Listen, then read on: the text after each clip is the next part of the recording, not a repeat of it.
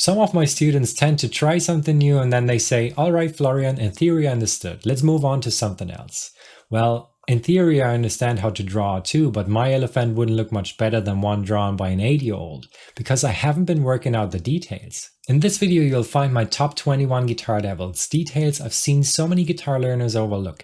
I bet there is at least one devil lurking in the dark you haven't been noticing yet. Let's see. The first devil you might already know, if not it's a huge improvement. So where do you put those fingertips? And that is easy, it's right next to the fret wire because we want that clear sound. If you put it far off the fret wire, you will get that buzzing sound because the string rattles on that fret wire. If you put it on top of it, you will get that muted sound. We don't want that either. We want a clear sound, and the only chance to get that is by putting the fingertip right next to the fret wire. The next devil is in the fingernails. For the right hand, there is not just one correct way. So there are some players playing with short fingernails like me, and there are players playing with long fingernails, and that's fine, that's individual. But for the left hand, I'd say you can't play with long fingernails because they push your fingers away. And for some things, that's even impossible to play them with long fingernails. And with long, I mean, if you haven't cut them for like, let's say 7 days. For me, sometimes after 4 days even, I have to cut them down because it doesn't feel that good. So for example, if you have a D major, I'd say you have to have it very round here to hear all those strings. If you have it flat like that, which would happen if you have long fingernails, then you don't hear that high E string especially. So if you have them around here, that will mean your long fingernail pushes the finger away so you can't hold that chord properly. The next devil is a big one, it's the thumb, and I'd say it's the most important finger we have for guitar playing. Because look, you have multiple fingers here on the front, you have 4 of them, but you have only one here at the back. So if you push against the fretboard without your thumb being on the neck, that will mean you just push away your guitar. So you really need your thumb, and you need it to be in the right position. And with right position, I'd say you have to have it opposite the center of pressure applied here on the front. So if I play with my index finger only, it's like opposite the index finger. If I play index and middle finger, it's opposite the two, like between the two. If I have all fingers on the fretboard, that will mean it's like slightly to the right of the middle finger here. And it can be up or down depending on the technique. So for bendings, for example, you would have it on the neck. But for more complex things where you want to spread your fingers, you have to have it below the middle line of the neck. Have you ever thought about how much pressure you apply here on the fretboard? It's worth it because look, if you press on it too hard, it not only doesn't sound that good, but it's also a waste of energy and it slows you down in the end. So it's worth doing that exercise. Let's say A string 3rd fret here, index finger. You press on it, you play that note, and then you take off the pressure until you feel like you're losing the string. And you hear that slight buzzing sound, and that's the moment, and you only need to press a bit harder and not much more. The next one is position shifts, and I see my students do that all the time. So they found a great position here, fingers are in a good position, thumb is in a good position, and then they do their position shift and they're all over the place. So the thumb is far to left, fingers are out of shape. So make sure when you do your position shifts that you have all your fingers ready to go and the thumb is in the right position. Chord changes. Let's say you want to move from D major to C major, and have a look what I'm doing here. I keep middle and ring finger in shape and they just go up and down, and the index finger does its own thing. If you do it like a lot of beginners do, so they build up that C like they learned it, index finger first, then middle finger, then ring finger. If you do that while you're strumming, while you're playing, you have no chance because those fingers are just too late, especially when you start finger picking.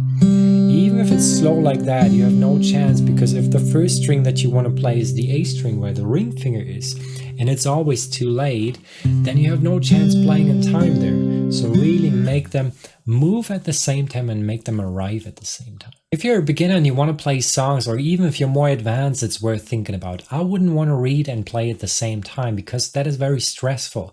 That would mean you have to have certain things on autopilot so that you can read and play at the same time. If you're at that stage where you have to think about chord shapes, you have to think about the chord changes, you have to think about the strumming pattern and all that kind of stuff, then I would highly recommend learn that song by heart. Learn the lyrics, learn the chord changes, changes, learn the chord shapes, the strumming pattern, just everything so that you don't have to read and play at the same time. Strumming patterns. I'd say I've never heard a song where one strumming pattern goes straight through. By the way, if you know any Devils we don't, then let us know in the comments. So strumming patterns are just the foundation. You learn them, but then later on you will change them as you go, you will play as you go, you improvise them. And to get to that point, one way is to learn so many strumming patterns that you can't count them anymore. And the next thing, there are actually a few Devils, which is bar chords, and so many people are struggling doing that. So let me give you a few tips here. First thing is, this is bone and this is a joint. If you have that joint behind that line here, behind the neck, that would mean you can't get that straight here. So you need to have that straight. So give it a bit forward here. That joint needs to be in front of the neck here. Then you have your finger straight. Then you have it not on the side and not on the front, but something in between and very close to the fret wear. So the whole length here is very close to the fret wear and not like that. And then you apply the pressure across the whole finger. So that's not what we used to. Usually we only apply the pressure to the tip here, but this time not. We need the whole finger to press down. And then start by having that top and that bottom string sound, and then you work your way from there. The right hand. So often we watch the left hand only. We want to make sure that all the notes are correct, the shapes are correct, and everything's correct on that hand.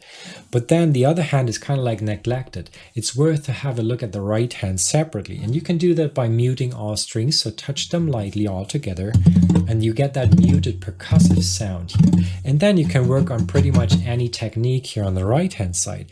So that can be finger picking or strumming, or you can work with the guitar pick. And by muting those strings, you make sure that you're not distracted by the notes. If I did that here with notes, you would instantly hear that melody. Bum, bum, bum, bum. And you would follow that in your head if you want or not. But if you mute the strings, you can really focus on the right hand and watch that right hand here. Not all guitar picks are the same, you know, and I recently did a short video which was like a beginner tip on choosing the right pick to get an easy start. And I recommended a thin pick like this one here. It's really like paper, because I feel like it gives you a good start. It's very forgiving because it's so flexible. But I felt a lot of those more advanced players felt offended by that because they don't use those picks. Because what you get with a thin pick is also a thin tone, and they're kind of slow, so you get that tone. And I don't play those picks either because of that thin tone. I don't like that. But it gives you a good start if you're a beginner. I played this one here, for example, a lot, which is a Tortex Flex 1.14mm, and the sound is very different.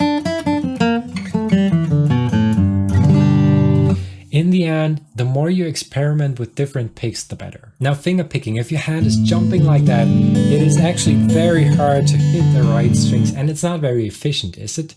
But if you can keep your hand still and get that motion from the fingers only, you can be very quick here and very accurate. So understanding where that motion is coming from is crucial here. So the thumb goes away from the strings and comes back in an oval shape. And the fingers, if you extended that, you would make a fist, so they go inside the hand here. Now, body position, that is affecting everything. Let's take an example. If I had my guitar like that, I could reach pretty much everything with a nice straight wrist here. And then if I had it the other way around like that, let me bring up the stool so that you can actually see it. If I had it like that, that looks painful already, and it actually is. So find a nice middle ground, a nice comfortable position so that you can reach around the neck here. Also have your guitar upright, not like that. See, a lot of beginners do that. I get that you want to see what's going on with your left hand, but then instead have a mirror in front of you so that you can see your fingers just like you see mine here at the moment. Also keep your guitar under your right arm instead of having it parallel to your upper body so that you don't have to pull back the left arm. Slides, hammer-ons, pull-offs, all those techniques that bring a melody to life. I really love that. And with slides, you often find that they're only short distance, like 1 fret, 2 frets, maybe 3 frets. And as a beginner, if you're just starting out on slides, then can be a bit tricky. But to get that sensation of a nice loose slide, you slide up the whole string at first. So really get it very loose, just press on it as much as you need to get that sound and keep your hand relaxed. And then you try to keep that motion, but just for that short distance slide. Hammer-ons are really like swinging a hammer, so quick and powerful. Let's say you want to do it here, 5th fret G string, you have your index finger here, and you do your hammer-on with your ring finger, same string, but 7th fret. You have your index finger in place, you're pressing on the string, you pluck the string, and then quick and powerful with your ring finger. And once you're there, make sure that you take off that extra pressure and just leave it there as you would normally hold down a string. Now the other way around, pull-offs, that's totally different here. So let's say you want to do it from the 7th to the 5th fret on the G string, same 2 notes here. And the devil here is in the index finger, that needs to be in place. It's pressing down already to make sure that you really get that 2nd note.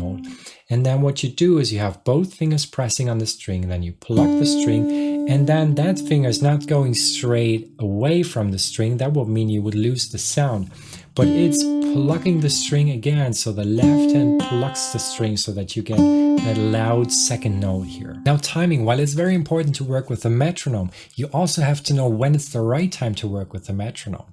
Get that motion right first, the technique first, know what you're doing here with your left hand, and then you can work with the metronome. Let's say you're working on 2 new chords, but you're still struggling putting those fingers on the right places. That wouldn't help you if that click would be pushing you, right?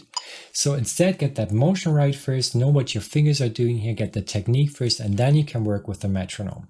And also don't think like that you don't have timing, that you just don't have it. That is not true for most people. If you can clap like 4 times straight in your hands, then you have timing. How can you expect your guitar to produce the sounds that we all love if it's not in tune? Let me just slightly detune my strings here, and then I play an ordinary G, and it sounds awful. If you need any help with your guitar playing, check out highguitar.com where you can get one-on-one lessons. I understand how frustrating it is to be enthusiastic about guitar playing but not know where to start or what to do next. And that's why every month I help dozens of people just like you to learn guitar quickly, and I'd love to do the same for you. Playing old strings is not fun, the sound is not nice, the muffled sound, the touch is not nice, the intonation is not great. Every time I put on new strings on my guitar, it's like reviving my guitar playing, it's like a fresh start every time. Have you ever thought your guitar could be holding you up? For some people the neck needs to be a bit smaller, not that fat. Maybe your strings are a bit too far from the fretboard, so you're having a hard time working those strings down. Maybe the guitar body is not a good fit for your body. Maybe that buzzing sound is not your fault but your guitar's. So investing in the right instrument is crucial. Having a practice routine really makes a difference. It's like brushing your teeth. You don't think about it, you don't negotiate with yourself every day, you just do it. The only difference is guitar playing is actually fun.